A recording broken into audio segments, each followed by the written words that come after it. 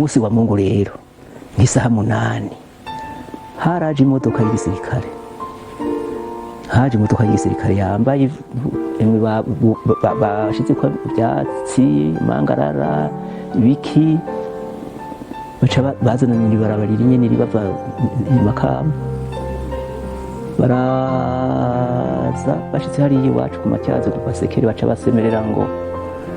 turi bene wanyu, nimuze tubahembe ku bikorwa mumaze iminsi mukora. Hadoze abahutu benshi baje kuronka impembo, baraza bamaze kwegerana, bamaze kubona ko ari benshi, barabarashe hajya mu Gasekere, barahabarasiye benshi. Abaronse uburyo bwo guhunga uwo munsi ngira ngo baciye barara Kagunga. Abahutu niho batanguriye gupfa rero kuri uwo munsi wa muri tariki indwi amasaha ashira umugoroba, niho abahutu batanguriye gupfa, gushika aho bahava bakaza bakayegeranya ikoraniro bati nimuze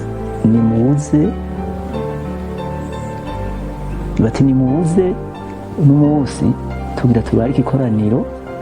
kandi iryo koraniro riza kwitabwa n'abantu b'abagabo gusa n'abahungu bakuze, ati ntihagire umuntu w'umugore azaza muri iryo koraniro. Tuca turaza tuje muri iryo koraniro rero, ikoraniro ryabereye hanyuma ubona twicaye aha, ikoraniro ryabereye hamwe ubona twicaye, dushitse baratwegeranya ariko ntitwari tuzi neza ko aho inyuma yacu mu mpande zose hari abasoda abo bariho bari. Twiriwe aha kuri iki kibuga nyine ubona, dushitse aha nko mu masaha 9 ashira saa 10, haca haza imiduga rero y'igisirikare, sinibuka neza ko ari 5 canke 6, yari amashevurore Dayton niko bayita. Rero izo modoka zishitse, twiriwe twicaye aha, babasoda bari bamye ngaha, babasoda bari bamye binyegeje aha, tuzatubona baje baca baratukikuza twese, komine yose abantu bicaye aha, komine yose aha, duca baca bavuga ati ubu rero nta usubira kuva ngaha, mwese nubwo muvyagira bigirira aho nyene kuri iki kibuga nyene ubonaho. Baca baratangura guhamagara ku mutumba. Iyo nzu ubona irya yari sentare y'intango, baca batwinjiza muri irya nzu. Ivyo ku yindi mitumba babajije ntavyo nzi, ciwe mvuga ivyo batubajije ku mutumbi wacu, nivyo nzi, nivyo niyuka. Duca turashika muri irya nzu rero, umutumba wa Matyazo uramukiwe, hari abana b'abasore b'abatutsi, baca babaza Mutama data Kavuyimbo, erekana abamenje bagutwaye ivugizo n'abana bawe. Ati jewe muri aba ntabwo mbonamo, nta bari muri aba, nguriko urabahishira mugabo bari bagutwaye kuko uhonya n'uruvyaro rwawe rwose, nguriko urabanyegeza. Baca baramuvuma ngo gusohoka turabironderera. Twebwe duca turasohoka, dusubira kugaruka kwicara aha mu kibuga, dukikijwe n'abasodaga, baratorana imitumba yose abo bise abamenja b'abahutu, nta mututsi yapfiriye aha,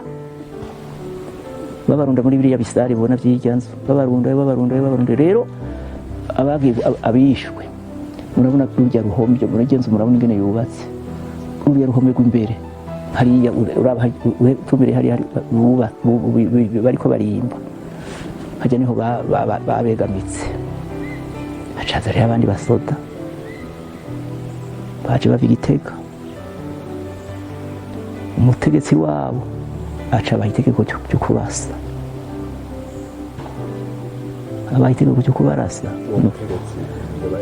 yari komandasi Nduhije Jerome, niho yatwara ikambi y'Igitega ico gihe. Barabarashe n'ukuri, hajya hararasiwe abantu benshi cyane. Twebwe turindiririye aha abasa n'abarokotse, mu bantu bicaye aha ntawe basubiye kuza gutoramo ngo canga nawe uje hariya oya urira turakwega imivyimba manukana harya buratugaburira nk'isaha zine zishira zitanu muri mutahe ngo ari kwejo umutumba wa Matyazo ni wowe wegeye aha umutumba wa Jongwe nawe nyene wegeye aha umutumba wa Gikuza araha turi haregeye aha turaha Rutegama na Gahando mwese isaha imwe ejo mu gitondo umugabo n'umusore wese akuze muzobe muraha umuzanye n'amasuka y'ubuhamba abo bantu hagarutse abatutsi gusa umutu yaraye acitse ku icumu nta mutu yagarutse kuko bose baciye bahungiye Tanzania kandi namwe muravyumva na ucitse ku icumu ntiwogaruka caturazo kwego kigu nendukira ko bakubise amasasu yahandi kinenduka kwego imitwe twari gufurura gusa no gufa guhamba dushira haje mu nyuma bagenda mu mihana batora umuntu umwe witwa mu muhutu aciye babona ko yabaciye ubwenge canke yo basa n'uwisununiye mu butunzi bose nk'akanote bagenda bakwega bazana urabotsinze mu mwonga nta muhutu yasubiye kugaruka kwicigwa harabazana babicira mu mayira hanyuma rero ubwicanyi burabandanya gushika abantu bahunga gushika biraturabira buke abo yari umutima amenyo b'abahutu bakagumana tukabana gushika n'uno munsi gushika n'abana ndi batanguye guhungukira ubwicanyi rero buratabura intambara iheruko ivyo nabonye ku bwicanyi bw'abatutsi n'ubwicanyi bwagiriwe abahutu mu 1972 nivyo kandi si ivyo nabariwe nivyo jewe niboneye n'amaso y'uwanje ubwicanyi bw'abatutsi muri komine Vugizo bwatanguye ku munsi wa mbere itariki mu y'ukwezi kwa gatanu buhera nka saa sita yo ku munsi wa Mungu itariki indwi abatanguye kurasigwa abahutu baje guhembwa ngo kubikorwa bamaze yinga bakora kwamazwe ndi yose kwiye